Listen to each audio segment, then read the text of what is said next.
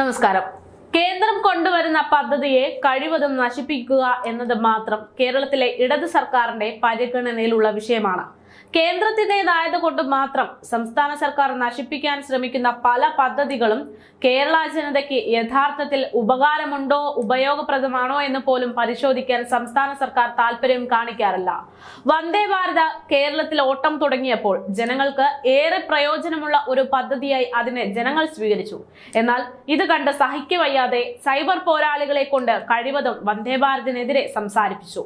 ഏറ്റില്ലെന്ന് കണ്ടപ്പോൾ പിന്നെ കളി മാറുകയായിരുന്നു. ഓരോ ട്രിപ്പിലും വന്ദേ ഭാരതിന് 2-3 കല്ലേറുകളാണ് പിന്നെ സ്ഥിരമായി ഉണ്ടാകാൻ തുടങ്ങിയത്. അന്വേഷണത്തിൽ ഇത് ബുദ്ധിമാന്ദ്യമുള്ളവർ അല്ലെങ്കിൽ മറ്റേതെങ്കിലും കാരണത്താൽ എന്നൊക്കെ പറയുമ്പോഴും ഇതിനെല്ലാം പിന്നിൽ CPM പോലുള്ള സംഘടനകൾ തന്നെയാണെന്നുള്ള സംശയങ്ങൾ ഉണ്ടാകുകയാണ്. യഥാർത്ഥത്തിൽ ഇതെല്ലാം സ്വന്തം കഞ്ഞിയിൽ മണ്ണിട്ട് വരുന്ന പരിപാടിയാണ് എന്ന് ഈ അന്തംഗമികളുടെ താളത്തിനൊത്ത് തുള്ളുന്നവരാരും ഓർത്തില്ല എന്നതാണ് മറ്റൊരു വസ്തുത. ഇപ്പോഴിതാ ഈ കടുത്ത വേനലിൽ സർക്കാരിന്റെ പിടിപ്പുകേട് കൊണ്ട് അല്ലെങ്കിൽ മനഃപൂർവ്വമുള്ള അനാസ്ഥ കൊണ്ട് ജൽ ജീവൻ പദ്ധതി, അതായത് കേന്ദ്ര സർക്കാരിന്റെ ജൽ ജീവൻ പദ്ധതിയുടെ കാര്യത്തിലും കാര്യങ്ങൾ തകിടം മറിയുന്നു എന്ന റിപ്പോർട്ട് പുറത്തു വരുന്നു. 44,714 കോടി രൂപയുടെ പദ്ധതി കേന്ദ്ര സർക്കാർ സംസ്ഥാന സർക്കാരിന് അനുവദിച്ചിട്ട് അതിൽ വെറും 8,813 കോടി രൂപ മാത്രമാണ് സംസ്ഥാന സർക്കാർ ഇതുവരെ ചെലവഴിച്ചിരിക്കുന്നത്. അത് മാത്രവുമല്ല, ഉദ്യോഗസ്ഥരുടെ ശ്രദ്ധക്കുറവ് മൂലം ജൽ ജീവൻ പദ്ധതിയുടെ നടത്തിപ്പിൽ കേരളം 31ാം സ്ഥാനത്ത് എന്നുള്ളതാണ് ഇവിടെ ശ്രദ്ധേയം. പദ്ധതി പൂർത്തീകരിക്കണമെങ്കിൽ ഇനി 35,810 കോടി രൂപ വേണ്ടിവരുമെന്നും ഇതിന് പിന്നാലെ ഉദ്യോഗസ്ഥർ പറയുന്നുണ്ട്.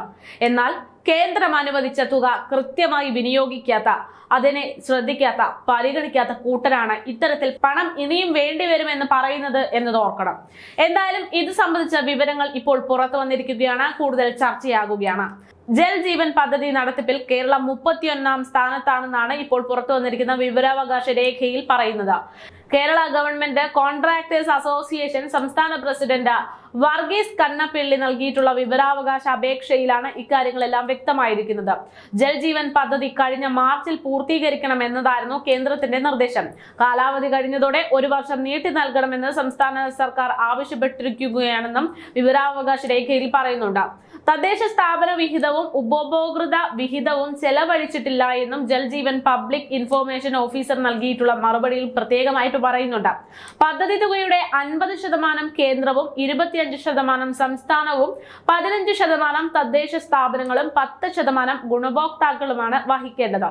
കേന്ദ്ര പദ്ധതി ആയതുകൊണ്ട് മാത്രം കേരളത്തിന് അർഹതപ്പെട്ട ഫണ്ട് നഷ്ടമാകുന്നത് ഇത് ഏറ്റവും അടുത്തുള്ള ഉദാഹരണം മാത്രമായി മാറുകയാണ്. ഇതേപോലെ തന്നെ നിരവധി പദ്ധതികളാണ് കേന്ദ്രത്തിൻ്റെത് എന്നതുകൊണ്ട് മാത്രം സർക്കാർ കാര്യമായി എടുക്കാതെ നടപ്പിലാക്കാതെ ഇരുന്നതും അതിന്റെ പേരിൽ കോടികൾ കേരളത്തിന് നഷ്ടപ്പെട്ടിരിക്കുന്നതും. ഇതേ രീതിയിൽ എത്രയോ പദ്ധതിയുടെ വിഹിതം സർക്കാരിന്റെ അനാസ്ഥ മൂലം കേരളത്തിന് നഷ്ടമായിട്ടുണ്ട് എന്ന് ഒറ്റവാക്കിൽ പറയാൻ സാധിക്കും. കേന്ദ്ര ഫണ്ട് എന്നതും കേന്ദ്രം ഭരിക്കുന്നത് BJP എന്നതും കൊണ്ട് മാത്രം ഇത്തരം പദ്ധതികൾക്ക് അത്ര വലിയ പ്രാധാന്യം നൽകേണ്ടതില്ല എന്ന ഇടത് സംഘടനകളുടെയും ഇടത് നേതാക്കളുടെയും മനോഭാവത്തിന്റെ തിക്തഫലങ്ങളാണ് ഇതെല്ലാം. ഇത്തരം വിഷയങ്ങളെ സർക്കാർ രാഷ്ട്രീയപരമായി കാണുന്നതിലൂടെ നഷ്ടം വരുന്നതാകട്ടെ പൊതുജനത്തിന് മാത്രമാണ്. എന്തായാലും ഇതെല്ലാം പൊതുജനം കാണുന്നുണ്ടെന്ന കാര്യം ഇടത് നേതാക്കൾ അറിയേണ്ടത് അത്യാവശ്യമാണ്. കാരണം നിങ്ങളുടെ ചെയ്തികൾക്ക് പിറകെയുള്ള തിക്തഫലങ്ങൾ അനുഭവിക്കേണ്ടി വരുന്നത് ഞാൻ ഉൾപ്പെടെയുള്ള സാധാരണക്കാരാണ്. ഏറ്റവും കൂടുതൽ വെള്ളം അത്യാവശ്യമായിട്ടുള്ള കാലഘട്ടമാണ് ഈ ഒരു സമയത്തുള്ളത്. ആ ഒരു സമയത്ത് പോലും ഇത്തരത്തിലുള്ള കേന്ദ്രം ഫണ്ട് അനുവദിച്ചിട്ടുള്ള പദ്ധതികൾ പോലും നടപ്പിലാകാതെ സംസ്ഥാന സർക്കാർ ഇത്തരത്തിൽ മെല്ലെപ്പോക്ക് നടത്തുന്നത് കേന്ദ്രത്തിനെതിരെയല്ല, സ്വന്തം കഞ്ഞിയിൽ മണ്ണിട്ട് വാരുന്നത് പോലെ സ്വന്തം ജനങ്ങളെ തന്നെ ചതിക്കുന്ന രീതിയിലാണ് എന്നത് ഇവർ മനസ്സിലാക്കേണ്ടതുണ്ട്.